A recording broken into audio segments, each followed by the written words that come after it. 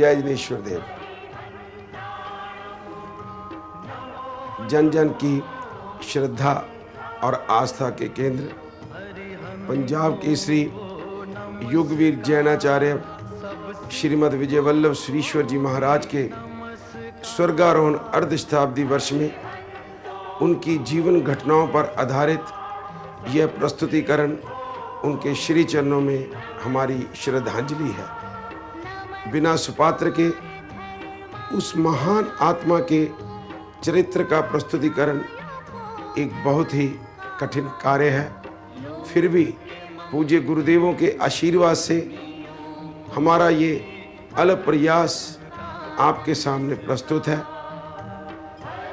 प्रस्तुतिकरण में हुई किसी प्रकार की भी अवज्ञा, अवहेलना और त्रुटियों के लिए हम आपसे क्षमा प्रार्थी हैं। श्री गुरु वल्लभ चरण कमल वंदन बारंबार, वर्णौ वल्लभ विमल जसु, जोदायक फल चार। मैं अज्ञानी जन्म का आया वल्लभ द्वार, ज्ञान धर्म गुरु देहु मोहि, हरहु कलेश विकार।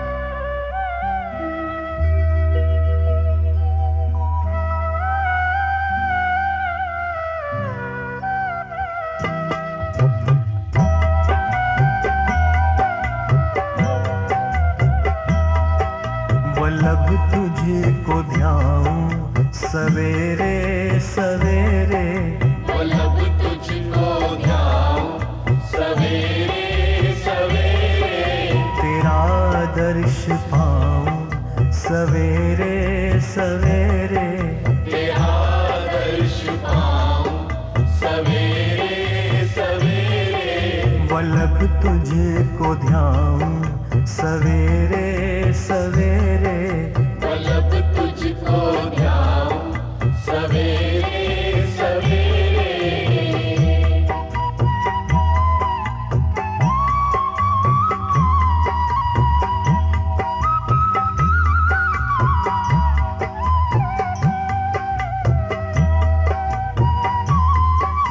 मुझे नाम लगता है वल्लभ ही प्यारा, मुझे नाम लगता है वल्लभ ही प्यारा, वल्लभ याद आए सवेरे सवेरे, वल्लभ याद आए सवेरे सवेरे। गुरु तेरे नाम की शम्मा जलाऊं, गुरु तेरे नाम की शम्मा जलाऊं, जले भक्ति दीपक सवेरे सवेरे।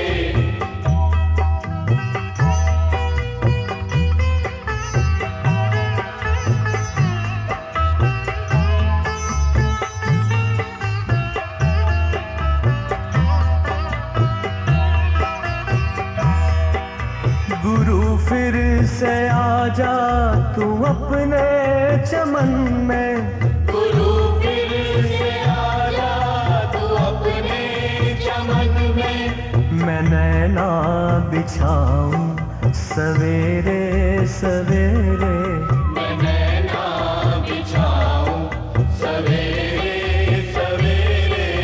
गुरु तेरे नाम में बरकत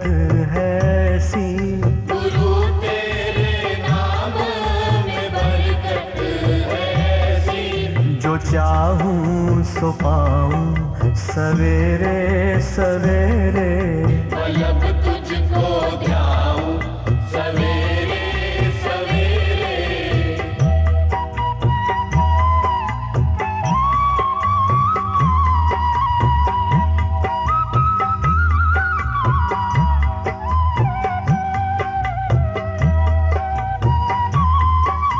गुरु मेहर कर दो तुम इन बेबसों पर। गुरु मेहर कर दो तुम इन बेबसों पर। जो उलझे हुए हैं सवेरे सवेरे। जो उलझे हुए हैं सवेरे सवेरे। तमन्ना यही मेरे दिल की है हरदम। तमन्ना यही मेरे दिल की है हरदम। वल्लभ याद आए सवेरे सवेरे। वल्लभ याद आए सवेरे सवेरे।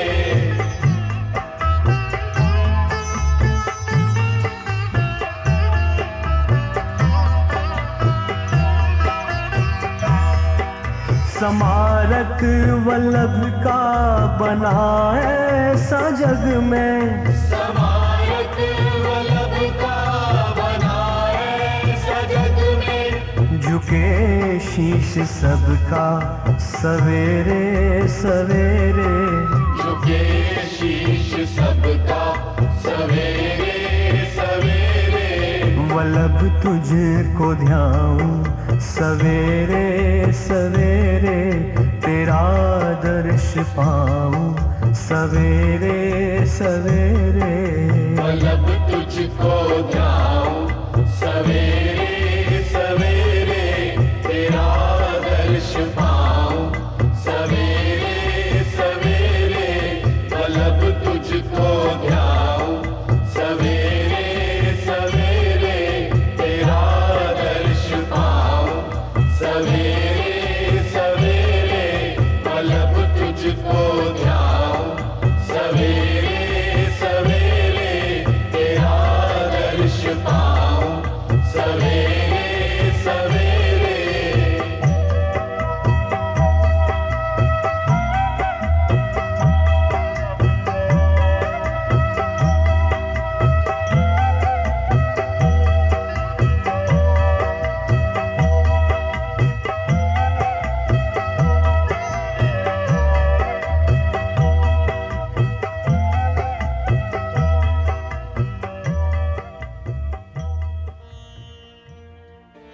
राष्ट्रीय संत जैन आचार्य श्रीमद विजय वल्लभ सुरीश्वर जी महाराज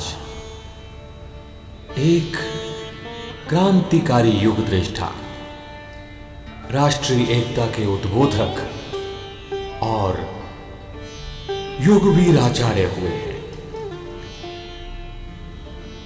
उन्होंने अपने जीवन में अपने गुरुदेव श्रीमद विजयानंद सुरीश्वर जी महाराज को दिए गए वचनों को पूरा करने के लिए समस्त भारत में जैन शिक्षण संस्थाएं खुलवाकर जनमानस पर एक महान उपकार किया है।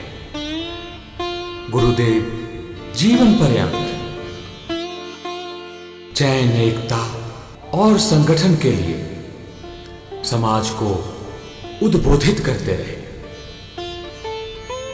गुरुदेव का इस वसुंधरा पर पदार्पण आज से 134 वर्ष पूर्व बड़ौदा नगरी में हुआ था।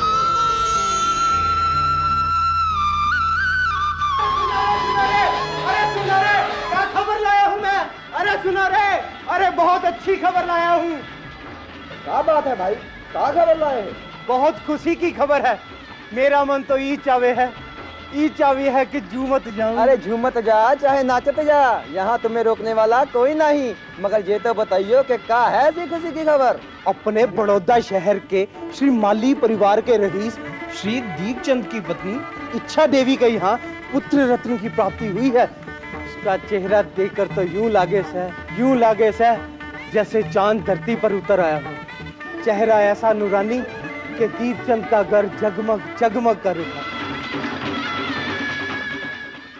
सुनिए दीपचंद जी, कार्तिक शुक्र की दूज को पैदा हुआ ये बालक अद्वितीय प्रतिभा का मालिक होगा। इस बालक की कीर्ति संपूर्ण विश्व में फैलेगी। अहो भाग्य पंडित जी, ऐसे पुत्र रत्न को प्राप्त करके मेरा मन गदगद हो रहा है। अच्छे कर्मों के फलस्वरूप ही ऐसे होनहार बालक के पिता होने का गौरव प्राप्त हुआ है। निस्संदेह दीपचंद, निस्संदेह। बालक के जन्म ग्रह और नक्षत्र बताते हैं कि इस यशस्वी बालक को युगों युगों तक याद किया जाएगा। बधाई हो, बधाई हो, बहुत बहुत बधाई हो, बधाई हो, बधाई हो, बहुत बहुत बधाई हो। पिता दीपचंद और माँ इच्छाबाई ने अपने बेटे का नाम छगन रखा। अपनी सभी संतानों में से छगन उनको सबसे अधिक प्यारा था। माता पिता के धर्मप्रिय स्वभाव का सबसे अधिक प्रभाव छगन के ही दिल पर पड़ा था।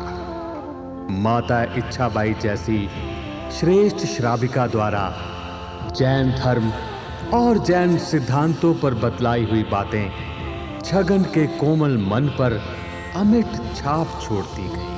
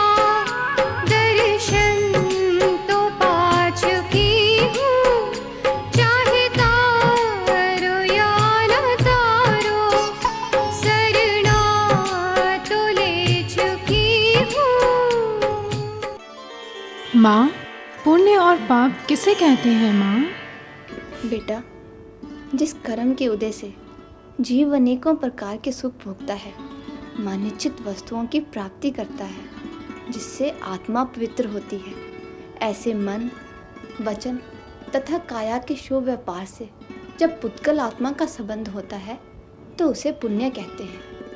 परंतु ये पुण्य बांधने में अति कठिन, भोगने में आसान, किंतु अंत में त्यागने योग्य ही होते हैं। और बेटा, जिस कर्म के उदय से जीव नाना प्रकार के दुख सहता है, मनचित वस्तुओं की प्राप्ति करने में समर्थ रहता है, जिससे आत्मा अपवित्र होती है, ऐसे मन, वचन तथा काया के शुभ व्यापारों से जब पुद्गल आत्मा का संबंध होता है तो उसे पाप कहते हैं। ऐसे कर्म बांधने में आसान लेकिन भोगने में अति कठिन होते हैं बेटा। ठीक है माँ, तो ये तो हुई पाप और पुण्य की बात। अब मुझे ये बताइए कि जैन क्या होता है? क्या जैन कुल में जन्म लेने वाला ही जैन कहलाता है? बेटा, जिन भगवान को मानने वाले तथा जैन धर्म के सिद्धांतों पर आस्था रखने वालों को ही जैन कहते हैं। ये एक गुणग्रही धर्म है। जैन धर्म में कुल, जाति और देश का कोई बंधन नहीं। किसी भी देश या जाति का मनुष्य इस धर्म की पालना कर सकता है।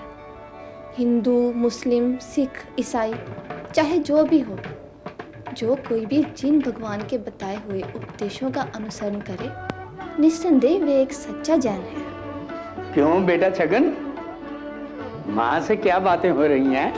पिताजी, आज माता जी ने पाप और पुण्य का अर्थ बतलाते हुए जैन धर्म के बारे में बतलाया।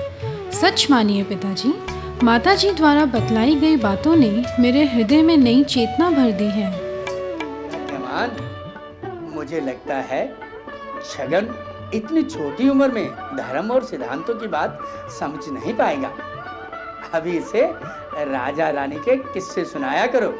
अरे मेरा बेटा चाहे उम्र में कम ही हो, लेकिन जिज्ञासा में किसी से कम नहीं। जिन बानी में जो कुछ भी मुझे ज्ञान है, उसे मुझे अपने बेटे को बताने में बहुत हर्ष होता है। और फिर इस तरह मैं अपने श्राविका धर्म का पालन भी तो कर रही हूँ। भाग्यवान, ये श्राविका धर्म का पालन करते करते तुम्हारा बेटा कहीं जिन शास्त्र के प्रति संपूर्णता समर्पित ही ना हो जाए। अगर ऐसा भी है तो इसमें क्या बुराई है? क्या माता जाहनी ने आचार्य देवचंद्र सूर्य जी के कहने पर गोद में खेल रहे चांद को उठाकर अपने गुरु को नहीं दे दिया था? जगत गुरु हीरसूरी महाराज की माता नाथीबाई ने अपने हृदय के टुकड़े को गुरु की झोली में नहीं डाल दिया था? उन्होंने तो कहा था, कोई रे गोहरावे थाने लाडला, कोई रे गोहरावे थाने दूध, कोई रे गोहरावे थाने कापड़ा, नाथीबाई गहरावे थाने पूत। माता इच्छाबाई के हृदय के एक कोने में यह भावना थी कि उसके बेटों में से किसी एक को जिन शासन के लिए समर्पित कर दिया जाए, जिससे उसका श्राविका जीवन सफल हो सके। छगन के हृदय पटल पर पुलकित हो रहे धर्म अनुराग में उसे अपनी भावना का प्रतिबिंब दिखाई देने लगा। माता के मुखारबिंद से निकली हुई ज्ञान अमृत की धारा छगन के विचारों को बदलती गई। एक तरह से इच्छाबाई ने अपने बेटे के जीवन में संयम के बीज बो दिए। पिताजी, ये धर्म क्या होता है? बेटा, धर्म के 3 अर्थ हैं। पहला, वस्तु के स्वभाव को धर्म कहते हैं, जैसे आत्मा का ज्ञान दर्शन और जल की शीतलता, अग्नि की कुशलता आदि। और दूसरा, कर्तव्य को धर्म कहते हैं, जैसे राजा का धर्म प्रजा का पालन करना और पुत्र का धर्म माता पिता की आज्ञा का पालन करना। तीसरा, दुर्गति में गिरते हुए प्राणी की रक्षा करता है, उसे धर्म कहते हैं। इस प्रकार धर्म प्राणी का सच्चा मित्र, शाश्वत सुख का प्रदाता और आत्मा को निर्मलता की ओर अग्रसर करता है। पिताजी, ये तो हुई धर्म की बात। अब आप मुझे ये बताइए कि कर्म क्या होता है? बेटा, कर्म एक प्रकार के पुतगल हैं जो कि संपूर्ण लोक में भरे हुए हैं। जब आत्मा क्षयपूर्वक मन, वचन अथवा काया से कोई कार्य करता है, उस वक्त कर्म आत्मा के साथ चिपक जाते हैं। कर्म की परिभाषा तो इस प्रकार है कि हेतुओं के द्वारा जीव जो करे उसे कर्म कहते हैं। जब जीव पाप और पुण्य करता है, उसी समय उससे फल भोगने के लिए निमित्तीय बना देता है और उन्हीं निमित्तों के अनुसार जीव अपने किए हुए शुभ और अशुभ कर्मों के फल भोगता है। पिताजी, इसका अर्थ तो ये हुआ कि हम जो भी कर्म करते हैं उसका फल हमें अवश्य मिलेगा। अगर इस जन्म में नहीं तो अगले जन्म में कर्मों का फल तो हमें भोगना ही पड़ेगा।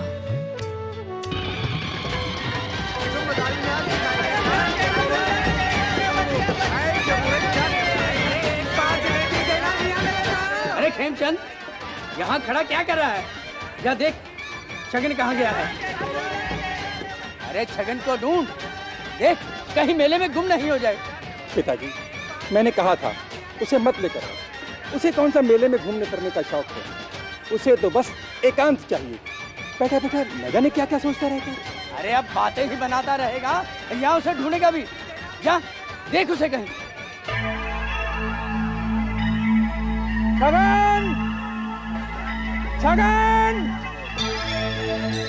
छगन! छगन! छगन! बेटा, अरे बेटा, बेटा छगन तुम कहाँ हो? छगन!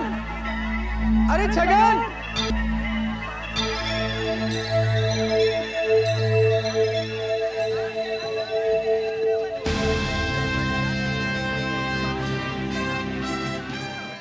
तो तू यहाँ बैठा है। हम तो तुझे ढूंढते ढूंढते परेशान हो गए। चलो, पिताजी बुला रहे हैं। देखो किस तरह लोग आ जा रहे हैं, किस तरह मौज मस्ती मना रहे हैं मेले में। भाई साहब, ये दुनिया भी तो एक मेला ही तो है।